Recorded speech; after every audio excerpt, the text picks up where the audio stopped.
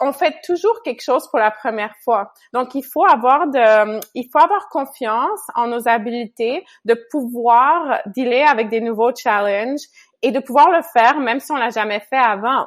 Donc, on commence tous quelque part et si tu vas toujours à la prochaine étape, c'est normal qu'il va toujours avoir un moment où tu te sens novice. Et c'est un peu ça la beauté aussi de la vie. Vous écoutez l'ambition au féminin, épisode 37. Mon nom est Tatiana Saint-Louis et j'anime l'ambition au féminin, un podcast pour toutes les femmes pleines de vision, de talent et de drive qui désirent redéfinir le succès selon leurs termes et leurs conditions. Chaque semaine, j'explore seule ou en présence d'invités les thèmes entourant la réussite professionnelle et personnelle. Mindset, productivité, leadership, branding personnel, c'est le rendez-vous pour réfléchir à la façon dont tu veux vivre ton plein potentiel et laisser ton empreinte dans le monde. Salut les ambitieuses, comment ça va aujourd'hui? J'espère que vous allez bien. Nouveau lundi, nouvel épisode de podcast et aujourd'hui, on parle d'un sujet qui touche pas nécessairement tout le monde, mais beaucoup de gens et spécialement beaucoup de femmes. Et j'ai nommé le syndrome de l'imposteur. Alors, on a tous nos propres expériences avec le syndrome de l'imposteur, ça a probablement rentré dans notre vie, que ce soit quand on était des enfants ou dans un contexte académique, à l'école surtout, dès le moment où il faut comme prouver quelque chose à quelqu'un, ou du moins qu'on sent qu'il faut prouver quelque chose à quelqu'un, on ressent le sentiment de l'imposteur se pointer le nez. Et le sentiment de l'imposteur est un des grands freins au succès qui est identifié chez les femmes parce que, bien souvent, ce sentiment d'imposteur va nous empêcher de briller. Je pense que beaucoup du sentiment de l'imposteur vient avec cette idée qu'on a besoin des autres pour se valider, on a besoin de certains résultats pour valider notre valeur et on finit par croire qu'on est une fraude, justement, et que le passé est peut-être une série de circonstances qui ont fait qu'on en est ressorti la main haute. Et personnellement, je me rappelle de plusieurs moments dans ma vie où je me suis dit « Ah ben, j'ai réussi ce test-là parce que j'étais probablement la meilleure dans un groupe qui était peut-être pas très fort et donc dans d'autres circonstances, j'aurais peut-être échoué ou du moins j'aurais pas réussi au même degré. Et en entrepreneuriat, c'est un peu la même chose qui se passe bien souvent. J'ai souvent des clientes qui ont peur de dire qu'elles sont entrepreneurs, qui ont peur de parler de leur projet parce qu'on dirait qu'elles se sentent pas légitimes à travers ce qu'elles font ou elles ont besoin de dire qu'elles sont juste au début, qu'elles sont juste débutantes, qu'elles sont juste ci ou ça. Et souvent, j'entends ce sentiment de l'imposteur qui a peur de se faire dire « Oui, mais tu es qui, toi, pour? » Alors, aujourd'hui, pour parler du syndrome de l'imposteur, justement, j'ai invité Anouar Abdou, qui est une ancienne journaliste lifestyle qui est devenue entrepreneur. Elle aide autant les personnes, les individus que les startups à croître, à sortir de leur zone de confort et à se développer dans leur plein potentiel. Elle a un parcours assez non traditionnel. Je vais la laisser le présenter en début d'entrevue, donc je vous laisse découvrir ça. Elle croit fermement que les transformations les plus puissantes et les résultats les plus puissants commencent de l'intérieur. Et ce qu'elle fait avec son approche de coaching, c'est vraiment d'aller chercher ce potentiel et aller chercher cette véritable confiance qu'on a en nous et qui nous permet d'aller réaliser nos rêves. Donc, je vous laisse sans plus attendre avec Anouar et je vous dis à très bientôt.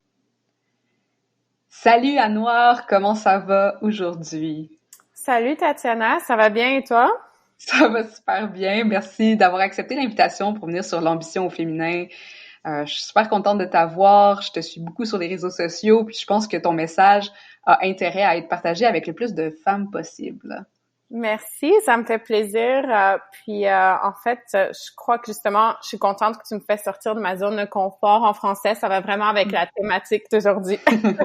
C'est excellent. Puis c'est ça, comme on parlait avant l'épisode, le français, c'est ta langue maternelle, mais tu travailles vraiment beaucoup en anglais. La majorité de tes clientes sont anglais, j'imagine? Oui.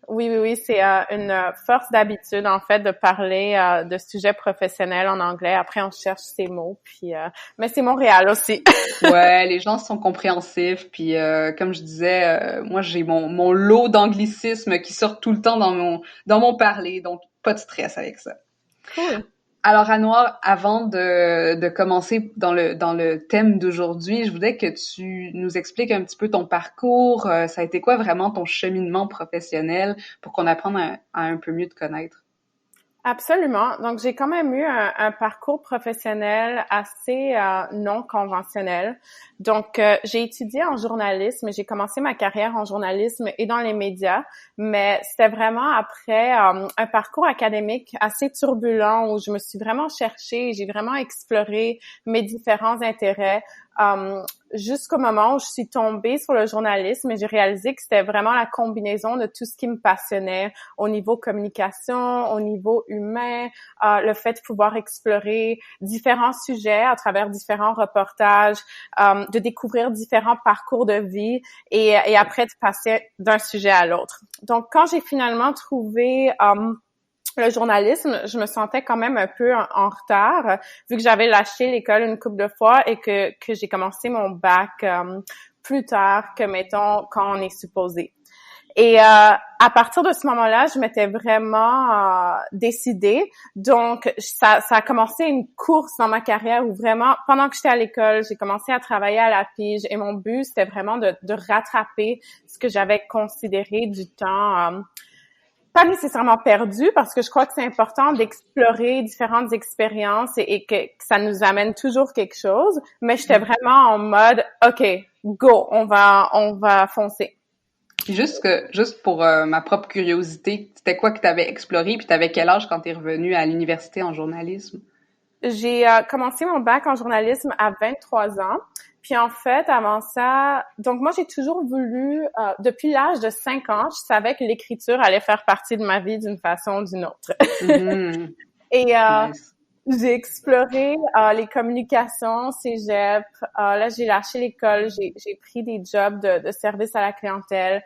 Après ça, je suis tombée en amour avec le fitness, ce qui a été, ça a vraiment été une grosse partie de mon initiation à l'épanouissement personnel et de ce qui a commencé à me faire penser à des sujets comme la confiance en soi et l'estime de soi. Et j'étais même devenue entraîneur personnel brièvement.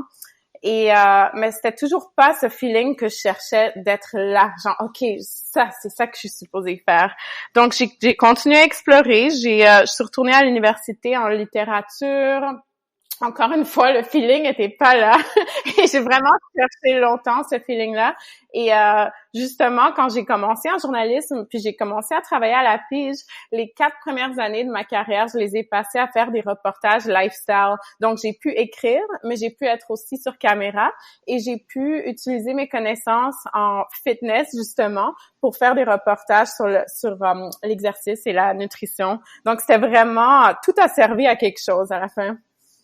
Oui, puis ce que j'entends aussi de ton parcours, c'est que d'un côté, il y a tout cet intérêt pour l'écriture, les mots, puis tout ça, mais aussi pour l'humain, on dirait, avec les connexions humaines que tu créais à travers peut-être justement le fitness et puis les communications. Puis on dirait que là, maintenant, c'est le bel amalgame de tout ça avec tes services de coaching, n'est-ce pas? Absolument, absolument. Et depuis que j'étais jeune aussi, j'ai toujours été j'ai toujours passé beaucoup de temps à contempler des questions existentielles, à avoir des conversations profondes avec mes amis. Et j'ai toujours été fascinée justement par l'état d'être humain. Et donc, vraiment, oui, c'est une de mes plus grandes croyances dans la vie que tout finit, il y a rien qui est une perte de temps et tout finit par s'amalgamer, justement. Comme c'est arrivé dans ma carrière. Oui, puis c'est ça. Puis après l'école, bon, là, tu disais que tu faisais de la pige, tu t'étais vraiment donné cet objectif d'avancer. Qu'est-ce qui s'est passé? T'as eu des jobs quand même intéressants, n'est-ce pas? Oui, je suis vraiment, vraiment contente de la carrière que j'ai construite justement à partir de ce moment-là.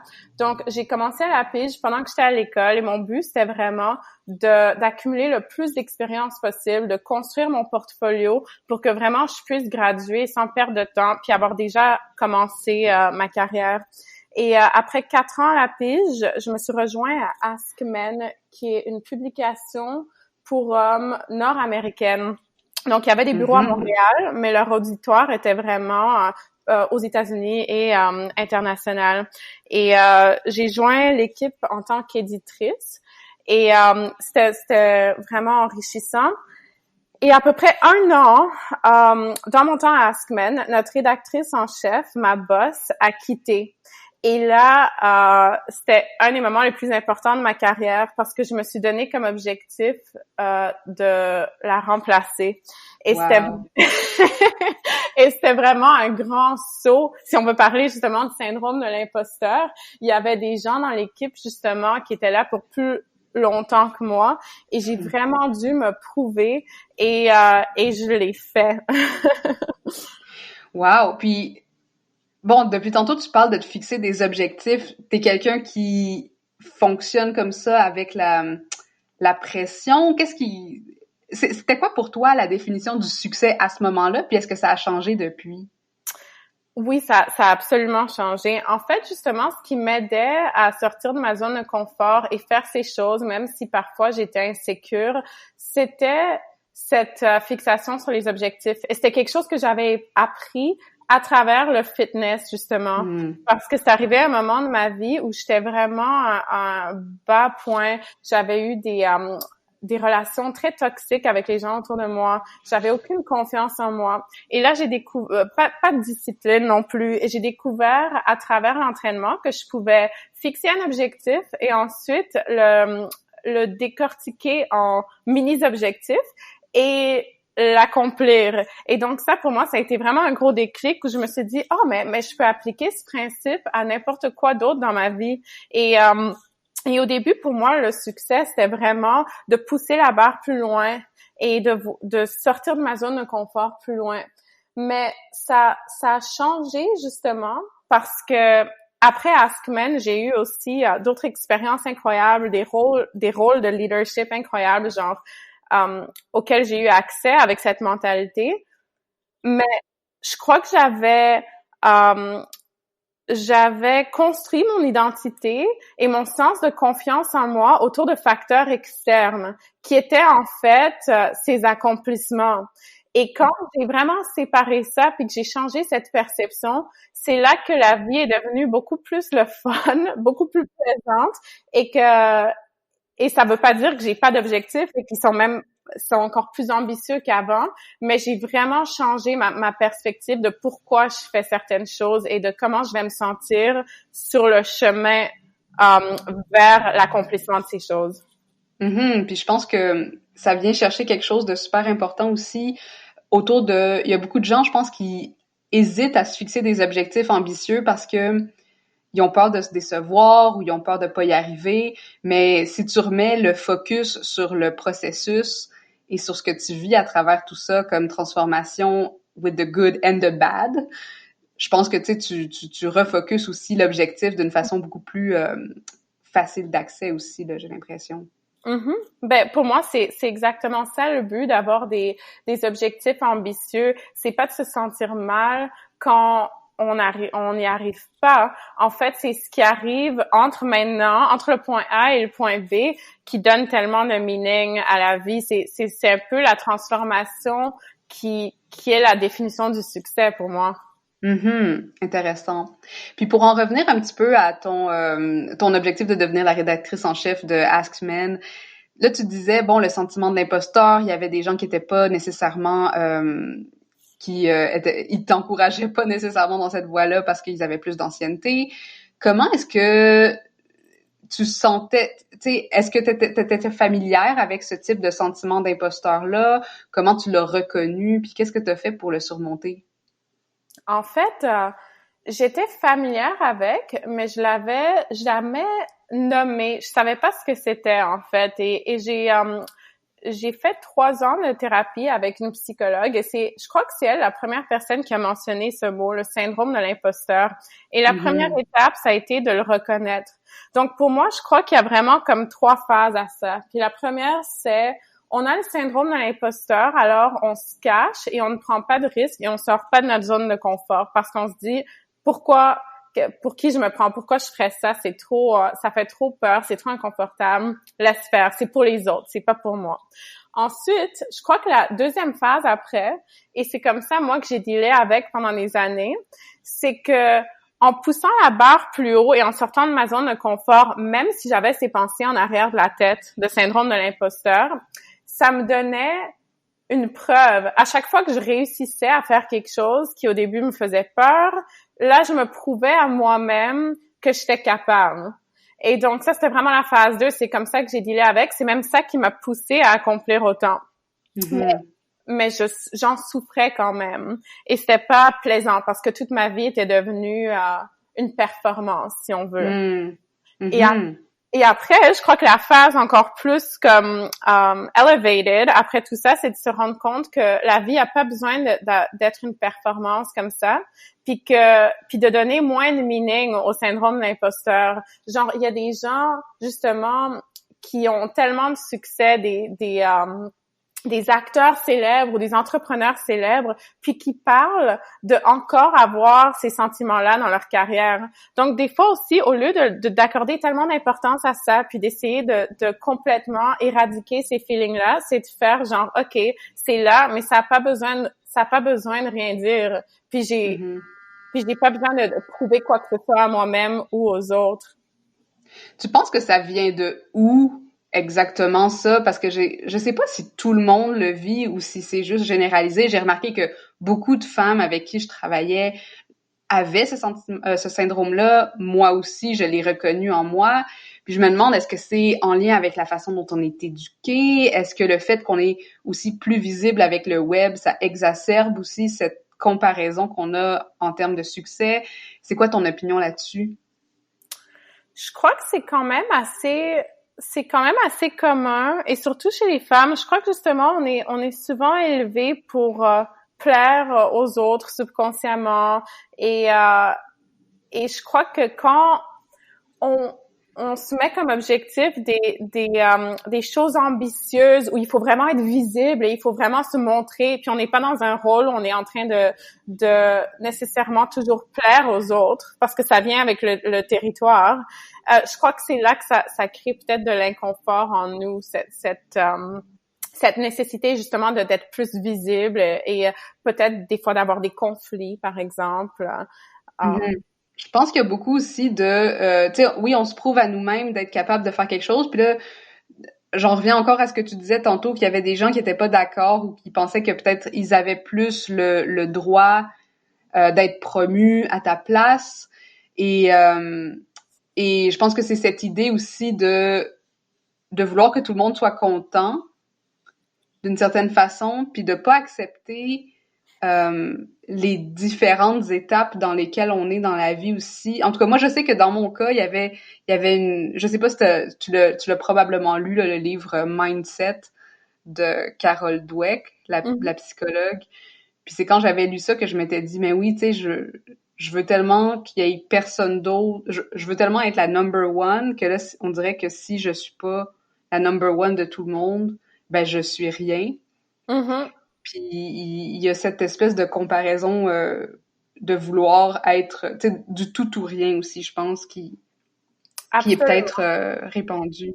Absolument. Et le perfectionnisme, justement, est très nocif quand ça vient à vaincre le syndrome de l'imposteur. Parce qu'il faut accepter que c'est un processus et que t'es pas supposé être parfait. Et d'ailleurs, que si t'attends à être parfait, entre guillemets, et que si t'attends à te sentir prête, c'est qu'en fait, t'as trop attendu. Et c'est vraiment ça, mon opinion.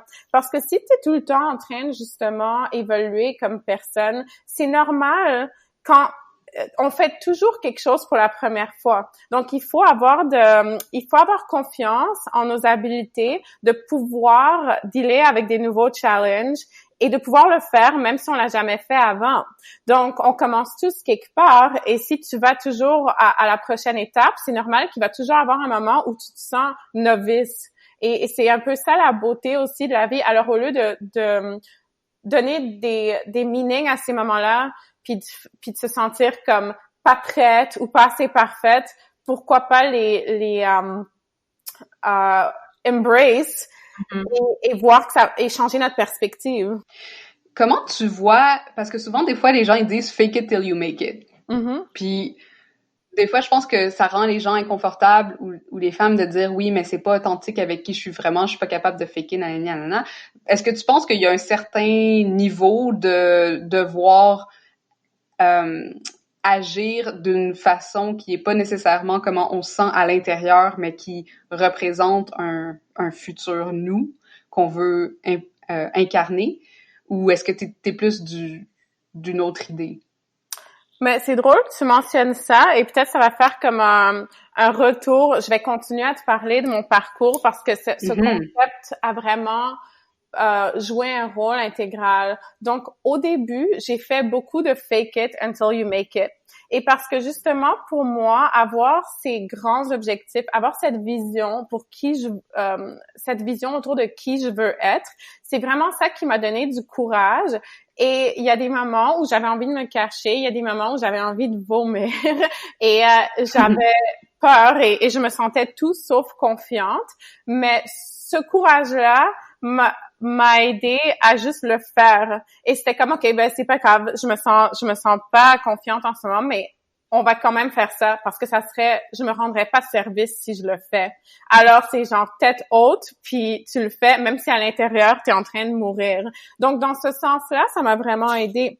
Mais à un moment donné, ce qui est arrivé justement à Askmen, quand je me suis retrouvée là, à 28 ans, avec cette job de rêve où j'avais une équipe, j'étais à la tête d'une publication nord-américaine et j'ai eu un moment où je me sentais pas satisfaite. Et là, je me suis dit, mais comment ça? Comment ça que, justement, j'ai travaillé tellement fort pour arriver là et il y a quelque chose qui manque? Est-ce que c'est moi le problème? Est-ce que c'est que je veux toujours la prochaine affaire et que ça va toujours être comme ça? Ou est-ce que notre carrière est pas supposée nous donner ces feelings de satisfaction? Donc, j'ai vraiment pensé à ça longtemps, puis j'ai réalisé en fait qu'il y avait un clash entre les valeurs et la personne que j'étais à tous les jours au travail et les choses qui étaient importantes pour moi dans la vie. Et à partir de ce moment-là, je me suis dédiée à vivre une vie authentique. Et quand j'ai fait ça, c'est vraiment là que ma prochaine opportunité professionnelle est arrivée. Et en fait, c'est drôle parce que j'étais genre j'étais en train de prendre un bain quand j'ai réalisé tout ça. Puis après ça, j'ai pris un morceau de papier, puis j'ai écrit OK, bon, c'est quoi être authentique pour moi? C'est quoi mes valeurs en tant que personne et comment j'aimerais me sentir au travail à tous les jours? Et sans penser aux limitations et aux rôles qui seraient disponibles à Montréal, j'ai fait une liste. Donc, je voulais un autre rôle en leadership. Je voulais rester dans les médias, mais je voulais croire à la mission de la compagnie de tout mon cœur. Je voulais vraiment être moi-même au travail, moi en tant que personne complète et pas devoir tout le temps être comme en mode politique, professionnel, au bureau. Je voulais travailler avec des gens inspirants. Pouvoir prendre des décisions, puis faire quelque chose qui a un impact positif sur le monde. Donc, j'avais aucune idée comment je trouverais ça, mais quelques mois plus tard, j'ai remarqué Goalcast, qui est une compagnie de médias de développement personnel. J'ai vu une vidéo, puis j'ai fait « Oh!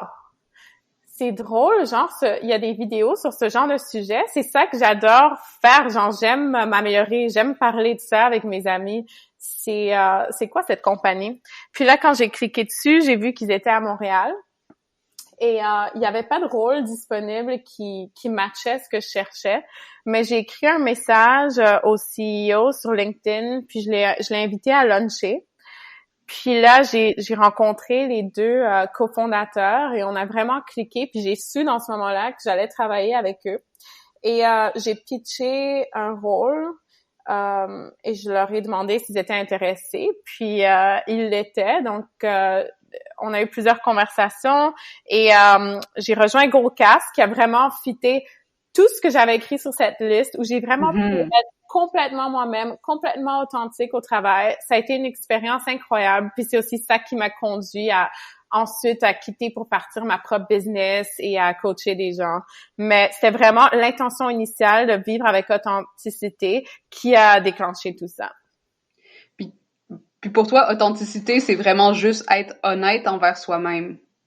Honnête envers soi-même et envers être en intégrité avec ses valeurs. Puis ça revient aussi un peu, pour moi, quand nos objectifs, on les veut pour nous-mêmes, parce que vraiment, ça nous fait sentir bien, l'idée d'atteindre ces objectifs, et pas parce que c'est ce qu'on est supposé faire ou que ça paraît bien sur papier ou qu'on sent qu'on a quelque chose à prouver. Donc, quand ça vient de cette place-là, c'est plus facile après avoir le courage de pas se laisser rendre plus petite par des peurs comme le syndrome de l'imposteur. C'est plus facile après avoir confiance en soi quand on est vrai, parce qu'il n'y a pas de toute cette résistance autour d'un manque d'intégrité à tous les jours. Puis là, ton syndrome de l'imposteur, est-ce que tu considères que tu l'as encore? Est-ce que c'est quelque chose avec lequel on vit toute notre vie? Moi, je crois que je vois ça, en fait, la confiance en soi, qui, je crois, est le sujet derrière un problème comme le syndrome de l'imposteur. Donc, moi, je vois ça comme un spectrum. Donc, comme tes émotions, par exemple, t'es pas heureuse tout le temps, t'es pas triste tout le temps et tu t'attends pas à l'être tout le temps. Donc, pour moi, la confiance en soi, t'as parlé du livre Mindset, justement. Si tu décides que c'est quelque chose que tu as une fois et tu l'as pour toujours, ou que soit tu l'as ou tu l'as pas, c'est très dangereux parce qu'après, dès la minute que tu as une mauvaise journée, tu te dis « Ah bon, mais ça sert à rien, j'en sais pas, c'est juste pas pour moi, c'est juste pas moi. » Alors moi, à la place de voir ça comme quelque chose que soit t'as ou t'as pas, je vois ça comme, oui, il y a des journées où des fois, j'ai moins confiance en moi. Moi puis des gens comme Meryl Streep, par exemple. Donc, c'est pas obligé d'être un big deal. La seule différence entre les gens qu'on admire comme ça pour leur confiance, c'est pas qu'ils ont jamais des moments où ils ont pas confiance en eux. C'est juste que ils laissent pas ces moments les empêcher d'avancer. C'est sur le focus sur lequel tu mets dans l'atteinte de tes objectifs qui est vraiment important dans le fond. Oui, et c'est vraiment en fait, c'est vraiment les perceptions qu'on a de ces sujets-là. Donc, plus le temps passe et moins, justement, j'ai ces moments de syndrome de l'imposteur. Mais c'est sûr que quand je fais quelque chose pour la première fois, eh ben oui, c'est inconfortable et des fois, oui, je doute en moi. Puis il y a des moments, il y a juste des journées comme ça et c'est pas obligé de vouloir dire quelque chose de sérieux. C'est pas obligé d'informer mes actions et avoir compris ça a vraiment enlevé beaucoup de pression.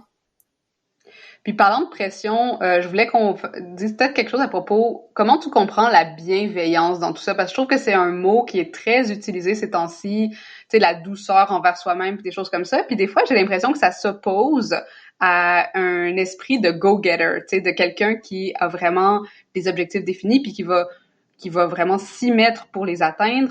Alors que parallèlement, on est comme oui, mais il faut comprendre qu'on est limité, nanani, nanana, puis que ces deux discours-là, des fois, ils sont un peu en clash. Toi, la bienveillance, tu vis ça comment dans ta vie?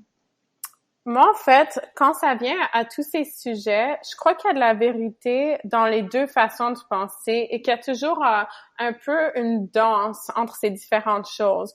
Donc, il y a juste toi qui peut savoir si dans un moment précis de ta vie, ce que tu as besoin, c'est un peu plus de pression parce que tu t'es donné des excuses, ou si t'es dans un moment de ta vie où ce que tu as plus besoin, c'est d'être d'être doux envers toi-même et de relâcher la pression. Donc, ça dépend de la personne, ça dépend du contexte, ça dépend du moment. Mm-hmm. Parle-nous un petit peu de ta business, dans le fond. Est-ce que ça a déjà été quelque chose que... Ça fait combien de temps que tu rêves ou que tu penses à devenir entrepreneur? Puis comment c'est sorti? Comment c'est venu? Tu sais, tu nous en as parlé un petit peu, mais l'idée de l'entrepreneuriat. Oui, mais en fait, plus j'étais connectée avec ce sens d'authenticité et d'explorer mes passions et d'arrêter de fixer des objectifs juste pour prouver quelque chose à moi-même ou aux autres, plus je me suis aussi connectée avec mon intuition et j'ai toujours vraiment suivi mon intuition en tant que personne et j'ai commencé à la sentir me parler justement après 2 ans chez Goalcast. Donc moi, mes parents sont entrepreneurs. J'ai toujours su que je voulais avoir ma propre entreprise un jour, mais il y avait jamais comme une idée qui m'excitait assez pour dire OK, maintenant c'est ça le moment, parce que j'ai aussi beaucoup apprécié le fait de pouvoir acquérir de l'expérience dans des compagnies qui étaient déjà établies avec des ressources et des équipes et d'apprendre. Mm-hmm. Mais vers la fin de mon temps à Goalcast, je travaillais justement avec une coach et j'étais en train d'explorer mes objectifs et ma vision pour le futur, puis j'ai réalisé, bon, pour avoir la liberté dont je rêve, il va falloir que j'aie ma propre business. Et j'ai toujours eu plusieurs intérêts et au lieu de voir ça comme une mauvaise chose, j'ai toujours rassemblé mes intérêts de manière différente dans ma vie. Soit faire une chose avant l'autre, soit faire plusieurs choses en même temps, soit trouver des activités qui rassemblaient plusieurs de mes intérêts. Et là, j'ai décidé de partir une agence de consulting et faire du coaching en même temps. Parce que d'un côté, consulting, c'est comme supporter des entreprises et du côté coaching, c'est supporter des individuels, des êtres humains. Et c'est 2 de mes passions, en fait. Et j'ai quitté Goalcast en décembre et je me suis lancée, en fait. Puis j'avais déjà commencé, pendant que j'étais à Goalcast, à partager mon expérience de développement personnel, à partager des conseils, à parler de tous ces sujets qui me passionnent sur Instagram. Et j'avais testé le lancement d'un programme de développement de carrière à travers l'été. Donc, c'était vraiment cool. Ça m'a permis d'explorer ce côté coaching. Et là, depuis que j'ai quitté, c'est quelque chose que je fais soit avec des clients one-on-one et j'ai aussi un groupe Facebook sur la confiance en soi où je partage des capsules vidéo sur différents sujets qui touchent à la confiance en soi. C'est très cool. Tu nous laisseras les liens à la fin pour qu'on puisse aller s'inscrire. Et si tu pouvais donner peut-être genre un conseil pour quelqu'un qui est OK, j'ai plein de grands projets, j'ai l'impression que mon potentiel est pas développé, mais je me sens bloquée par justement mes croyances limitantes ou mon sentiment d'imposteur.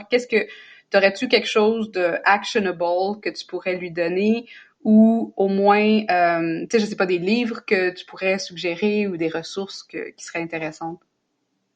Mais au niveau de livres, j'aime vraiment Brené Brown, qui parle beaucoup justement de la vulnérabilité et du fait que la honte est une émotion humaine que beaucoup d'entre nous évitent. Et donc, quand on souffre de choses comme le syndrome de l'imposteur et quand on se sent bloqué, souvent, c'est qu'on a peur d'agir parce qu'on a peur... on essaye d'éviter ce sentiment de honte.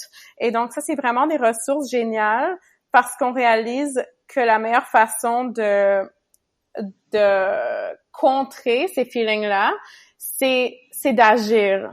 C'est d'agir et d'accepter ce sentiment d'inconfort.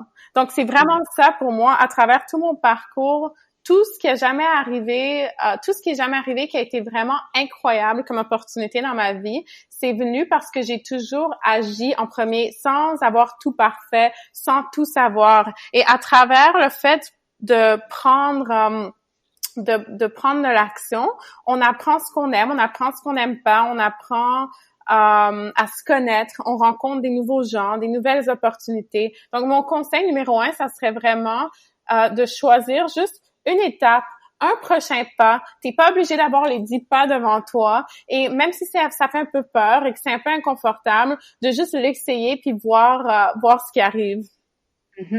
Non, super intéressant. Puis j'adore Brené Brown aussi.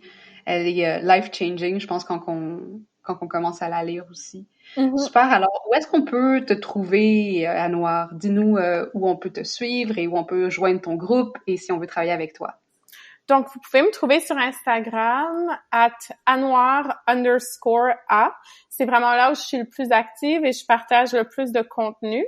Et sur Facebook, j'ai un groupe privé qui s'appelle Trailblazing Confidence. Donc, tous les liens sont sur mon Instagram. Si jamais vous voulez parler de quelque chose plus en détail, n'hésitez pas à m'envoyer un message et ça me ferait plaisir de discuter plus en profondeur.